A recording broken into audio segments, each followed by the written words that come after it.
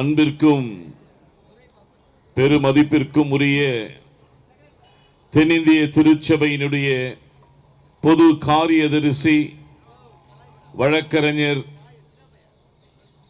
பெர்னாண்டஸ் ரத்தினராஜா அண்ணன் அவர்களே, மதுரை முகவை திருமண்டலத்தினுடைய பேராயர் பேரருட்பணி முனைவர்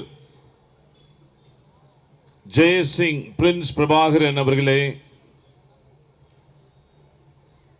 சென்னை பேராயத்தினுடைய முன்னாள் பேராயர் பேரருட்திரு ஜார்ஜ் ஸ்டீபன் அவர்களே, மேடையில் அமர்ந்திருக்கக்கூடிய சென்னை பேராயத்தினுடைய பேராயர் அம்மா அவர்களே, இந்த நிகழ்வை சிறப்பாக சீராக நேர்த்தியாக முன்னெடுத்து செல்லுகின்ற அருமை ஆயர் சென்னை பேராயத்தினுடைய செயலர் அருட்பணி அகஸ்டின் பிரேம்ராஜ் அவர்களே,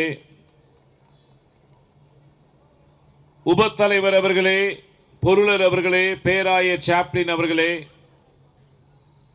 மேடையிலே வீற்றிருக்கக்கூடிய அனைத்து திருச்சபையை சார்ந்த திருச்சபையின் தலைவர்களே, பல பேராயத்திலிருந்து வந்திருக்கக்கூடிய திருச்சபையின் தலைவர்களே, ஆயர் பெருமக்களே, பேராய கல்வி அலுவலர் அவர்களே, எல்லாவற்றிற்கும் மேலாக என் விசுவாச உறவுகளே, உங்கள் அனைவரையும் புரட்சியாளர் இயேசு கிறிஸ்துவனுடைய திருப்பெயரில் வாழ்த்துவதிலே மகிழ்ச்சி கொள்ளுகின்றேன். ரொம்ப நேரம் பேச போவதில்லைங்க, அண்ணனை இன்ட்ரோடியூஸ் பண்ணிட்டு நான் உட்கார்ந்துருவேன். அருமையான அழகான ஆரோக்கியமான ஒரு அரசியல் சட்டமைப்பை சாசன புத்தகத்தை வடிவமைத்து கொடுத்த பாபா சாஹேப் அம்பேத்கர் அவர்கள் அனைவருக்கும் அடையாளத்தை கொடுத்து இப்படிதான் வாழ வேண்டும், இப்படிதான் உங்களுக்கெல்லாம் உரிமை உண்டு, எந்த உரிமையையும் நீங்கள் இழக்கக்கூடாது, உரிமை மனித உரிமை என்பது உங்களுடைய சொத்து என்பதை தெளிவாக அவர் நமக்கு பதிவு செய்திருக்கிறார். நம்முடைய இந்தியன் கான்ஸ்டிடியூஷனுடைய பிரியாம்பிள்ல ஈக்வாலிட்டி, ஃப்ரெட்டர்னிட்டி, லிபர்ட்டி, சமத்துவம், சகோதரத்துவம், சுதந்திரம். இங்கு இந்திய நாடு ஜனநாயக நாடு, இந்திய நாடு மதங்களின் தொட்டில் என்று அழைக்கப்படுகின்ற நாடு, கிரேடல் ஆஃப் ரிலிஜன்ஸ். இந்திய நாடு மத சார்பின்மை, மத சார்பற்ற ஒரு நாடு. It's a secular country. இந்திய நாடு பல்லாயிரக்கணக்கான மதங்கள், மார்க்கங்கள், சமயங்கள் எல்லாவற்றையும் உள்ளடக்கி சமய நல்லிணக்கத்தை போற்றுகின்ற ஒரு நாடாக இருந்தது. ஆனால் இப்பொழுது மத சுதந்திரம் பறிக்கப்படுகிறது, மனித நேயம் அழிக்கப்படுகிறது, மனித உரிமை மீறப்படுகிறது. கிறிஸ்தவர்கள் அடிக்கப்பட்டார்கள்.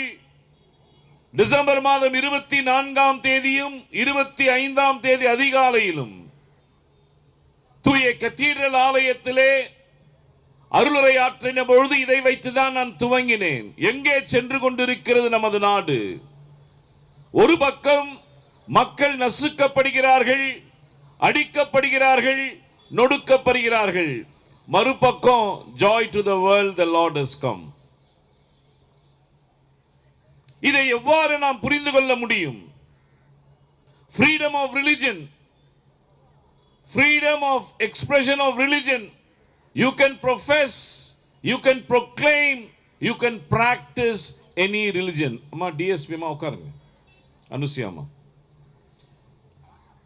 இந்த மிக மிக முக்கியமான ஒரு பிரியாம்பிள நமக்கு அம்பேத்கர் ஐயா அவர்கள் கொடுத்து சென்றிருக்கிறார்கள். நீ எந்த மதத்தை வேண்டுமானாலும் பின்பற்றலாம், எந்த மதத்தை வேண்டுமானாலும் பறைசாற்றலாம், எந்த மதத்தை வேண்டுமானாலும் நீ உள்வாங்கி வாழலாம்.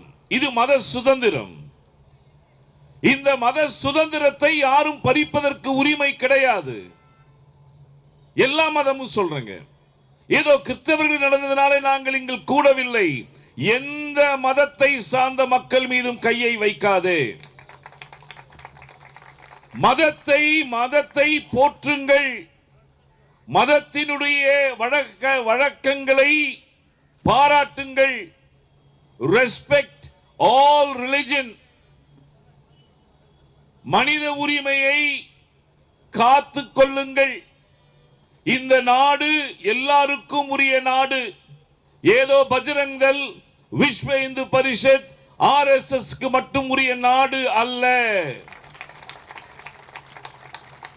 அதை ஒருபொழுதும் அனுமதிக்க மாட்டோம். கிறிஸ்தவர்கள் வெளியேறுங்கள், இஸ்லாமியர்கள் வெளியேறுங்கள். நீங்கள் இந்த நாட்டின் சொந்தக்காரர்கள் அல்ல. நீ யார் எங்களுக்கு சொல்றதுக்கு? இதை தெளிவாக நாம் புரிந்து கொள்ள வேண்டும். ஏன்னா நம்மள அந்நியர்களா, அந்நியர் மதமா? இதை அறிவில்லாத நிலையிலே பேசிக் கொண்டிருக்கின்ற ஒரு சில கூட்டங்களை நாம் பார்க்கின்றோம். ஒரு மனிதனை மற்றொரு மனிதன் அடிக்கின்றான், உதைக்கின்றான். அது எந்த மதமாக இருக்கட்டும் சரி, கிறிஸ்தவத்துக்கு நடந்து கொண்டே இருக்கிறது. அலைகள் ஓய்வதில்லைன்னு சொல்ற மாதிரி தாக்குதல்கள் ஓய்வதில்லை. அன்றைக்கு கிராம் ஸ்டூவர்ட் ஸ்டெயின்ஸ், ஸ்டான் சாமி, இன்றைக்கு ஒடிஷாவிலும், ஹரித்வாரிலும், மத்திய பிரதேசிலும், கேரளாவிலும், அசாமிலும் ஏறக்குறைய 100 இடங்களிலே திட்டமிட்டு தாக்கப்பட்டார்கள். 11 ஆண்டுகள் இந்த சம்பவங்கள் நடைபெறவில்லை. 11 ஆண்டுகள் கழித்து பிரதமர் வழிபட செல்லுகிறார். 11 ஆண்டுகள் கழித்து தாக்குதல்கள் நடைபெறுகிறது. என்ன இது? எனக்கு புரியல. இது திட்டமிட்டு செய்யப்படக்கூடிய தாக்குதல்கள் என்பதை நான் வலியுறுத்த விரும்புகின்றேன். கிறிஸ்தவர்கள் அமைதியாக இருக்கவும் தெரியும். கிறிஸ்தவர்கள் எழுந்து நின்றார்கள் என்று சொன்னால் அவர்களுக்கு இப்படியான ஒரு எதிர்ப்புகளை தெரியப்படுத்தவும் தெரியும். எனவே ஒருவேளை நம்முடைய உறவுகள் தாக்கப்பட்டார்கள் என்பது அல்ல. ஒரு இந்து சகோதரி, கண் பார்வையற்ற சகோதரி, குல்லாவை போட்டுக்கிட்டு உட்கார்ந்து இருக்காங்க, குல்லாவை வித்துக்கிட்டு இருக்காங்க. வயலண்டா அவங்களை இழுத்து போட்டு குல்லாவை கிழித்து போட்டு இந்து சகோதரி. எனவே இந்த கிறிஸ்தவம் எல்லா மதத்திற்காகவும் நிற்கும். எல்லா மதத்தின் மாண்பு எங்கெல்லாம் அழிக்கப்படுகிறதோ பேசுவோம். தென்னிந்திய திருச்சபை ஒருபொழுதும் இதை பார்த்துக் கொண்டிருக்காது. தென்னிந்திய திருச்சபை தலைவர் இங்கு இருக்கிறார். தென்னிந்திய திருச்சபை ஒருபொழுதும் இதை அனுமதிக்காது. நீ கிறிஸ்தவர்கள் அடித்தாலும் சரி, இஸ்லாமியர்கள் அடித்தாலும் சரி, ஏன் மற்ற மதத்தின் மக்கள் அடித்தாலும் சரி, நாங்கள் செய்ய வேண்டிய கண்டனங்களை செய்து கொண்டே இருப்போம். எழுத்தின் வழியாக, சொல்லின் வழியாக, கூட்டங்களின் வழியாக. எனவே நான் ஒரு காரியத்தை சொல்லி நிறைவு செய்ய விரும்புகின்றேன். மத சுதந்திரம் அனைவருக்கும் உரியது. மனித உரிமை அனைவருக்கும் உரியது. மனித நேயம் அனைவருக்கும் உரியது. இதிலே நடுவில் பூந்து விளையாட வேண்டிய அவசியமே கிடையாது என்கின்ற ஒன்றிய அரசிற்கு இதை நாங்கள் தெரியப்படுத்துகிறோம். நீங்கள் ஒழுங்காக இருப்பீர்கள் என்று சொன்னால் நாங்களும் ஒழுங்காக இருப்போம். நீங்கள் மக்களை துன்புறுத்தி கொண்டிருந்தால் நாங்கள் அதை எப்படி ஹேண்டில் பண்ணணும் எங்களுக்கு நன்றாவே தெரியும் என்பதையும் வலியுறுத்துகின்றோம். தயவு செய்து இத்தோடு நிறுத்துங்கள். இனிமேல் எந்த சூழமையிலும் மத வழிபாட்டு உரிமை யாருக்குமே மறுக்கப்படக்கூடாது. எந்த மதத்தின் மக்களுக்கும் மறுக்கப்படக்கூடாது. எந்த சமயத்தை மார்க்கத்தை சேர்ந்தவர்களுக்கும் மறுக்கப்படக்கூடாது. அவர்களை பூந்து அடிப்பது, உதைப்பது, இயேசு கிறிஸ்து யாரு, எங்க இருந்து வந்தாரு, நீ இயேசு கிறிஸ்து மறுதல். இன்னைக்கு மார்னிங் கூட நான் பார்த்தேங்க, பேசணுமேன்னு சொல்லி சில வீடியோ கிளிப்பிங்ஸ். ஹூ இஸ் ஜீசஸ்னு கேட்கிறாரு ஒருத்தர். டினை ஜீசஸ் என்றாரு ஒரு பாஸ்டர் கிட்ட. இயேசு எனக்கு தெரியாதுன்னு சொல்லு. அன்பிற்குரிய விசுவாச உறவுகளே, 1ஆம் நூற்றாண்டு திரும்பி கொண்டிருக்கிறது. மிக மிக விழிப்பாக தெளிவாக நம்முடைய ஆன்மீகத்தை நாம் முன்னெடுத்து செல்ல வேண்டும். அதனால எப்பொழுதுமே பேச வேண்டிய பேசலாம், சாட்டை எடுக்க வேண்டிய சாட்டை எடுத்துதான் ஆக வேண்டும். இதுல எந்த காம்ப்ரமைஸுமே கிடையாது. இயேசுசாமி அதை தான் சொல்றாரு. அநீதிகளை பார்த்து கொண்டு சும்மா இருக்க முடியாது. டெஸ்மாண்ட் டூட்டு சொல்றாரு, அநீதிகளை பார்த்து கொண்டு நீ சும்மா இருப்பாய் என்று சொன்னால் நீ அடக்குகிறவன் பக்கம் சாய்ந்து விட்டாய் என்று அர்த்தம். If you watch just passively the injustice, then you are taking the side of the oppressor அப்படின்னு டெஸ்மாண்ட் டூட்டு சொல்றார். அதான் உண்மை. எனவே விசுவாச உறவுகள், கடல் திரளாக நீங்கள் வந்திருக்கிறீர்கள். ரொம்ப மகிழ்ச்சியா இருக்குது.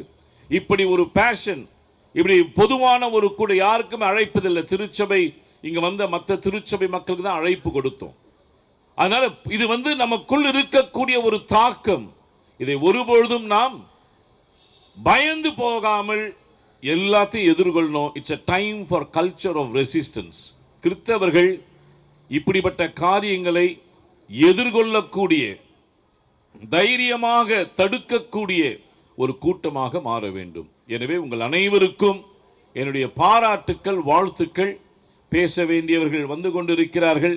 இப்பொழுது நான் எனக்கு பிறகு தலைவர், நம்முடைய தென்னிந்திய திருச்சபையினுடைய பொது காரியதரிசி பெர்னாண்டஸ் ரத்தினராஜா அவர்கள் பேசவிருக்கிறார்கள். அவர்கள் தமிழக அரசிலே டாம்கோவுடைய இயக்குனராக இருக்கிறார்கள்.